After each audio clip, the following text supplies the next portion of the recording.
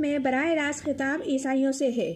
ان کو بتایا جا رہا ہے کہ جو تم نے حضرت عیسیٰ علیہ السلام کو معبود بنا لیا ہے اس کی کوئی بنیاد نہیں، یہ غلط شکل اختیار کی ہوئی ہے، کیونکہ حضرت عیسیٰ علیہ السلام بہت ایک برگزیدہ پیغمبر تھے۔ ہاں، ان کی ولادت معجزانہ طریقے سے ہوئی ہے۔ ان کی معجزانہ طریقے سے ولادت ہوئی ہے تو حضرت یحییٰ علیہ السلام کی بھی ولادت معجزانہ ہے۔ حضرت آدم علیہ السلام کی بھی دیکھی جائے تو وہ بھی معجزانہ ولادت ہے، جہاں سے نسل انسانی کا آغاز ہو رہا ہے۔ اگر یہی دلیل ہے معبود بنانے کی تو حضرت آدم علیہ السلام کو، حضرت یحییٰ علیہ السلام کو بھی معبود بنا جائے تو ساری بحث اس بنیاد پر ہے